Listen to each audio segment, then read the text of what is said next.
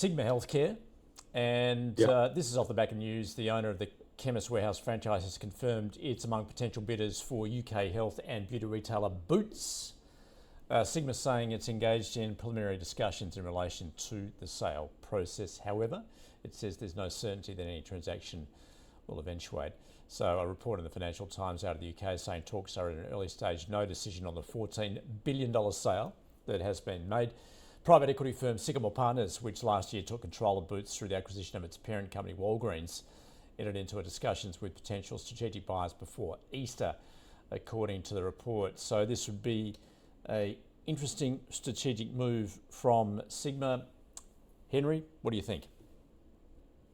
Yeah, an interesting strategic move. Obviously, I'm very familiar with Boots, having come from the UK.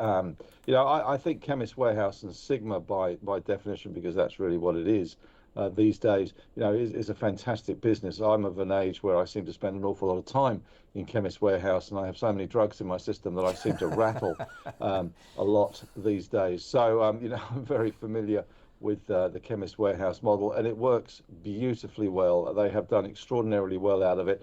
To take on Boots, well, to quote Sir Humphrey, that would be very courageous. Clearly the UK high street is a troubled place at the moment. The UK economy is hardly in a fantastic place. And Boots has been around, God, it's been around forever. I think, it's probably one of the most recognisable brands in the UK. So clearly there is some value there if it can turn it round. But I guess it's a question of what price it pays for it, and more importantly, I guess, how it funds any overseas acquisition.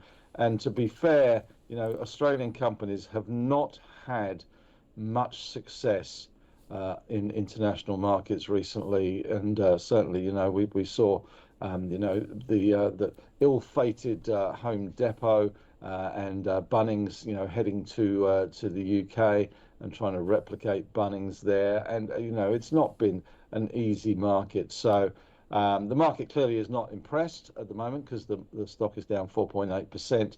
So I'm a little ho-hum. Hopefully they chicken out and they stick to their knitting. There's certainly plenty of opportunity still here in Australia, I would expect, but it's just fraught with danger, I guess, in terms of execution risk and how they fund it. All right. So would you be happily holding though at this point?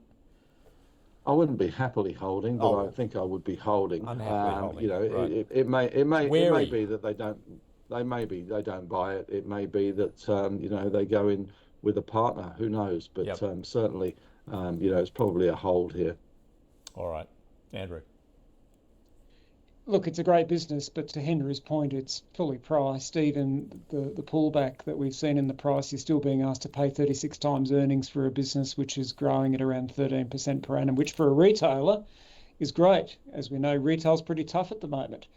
If you've got a business like Barbecues Galore going under, barbecues is sacrosanct here in Australia. And if we can't even get a retailer like that over the line, then that is certainly, my earlier point about how tricky the domestic economy is. So Sigma's always had ambitions to go offshore, but Henry's very well made point that we don't have a great track record as a country going offshore. And there are obviously exceptions. Westfield immediately comes to mind.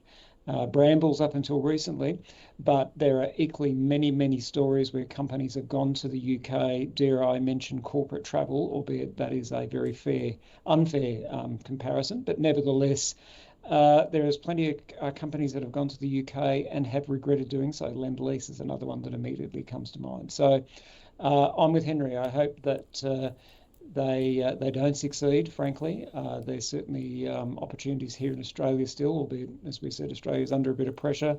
I think it's a hold as well, but it is a very fully priced hold. All right. I'm calling it a cautious hold from both, and just wary about the potential danger of that UK acquisition. All right, that is our stock of the day. Sigma Healthcare.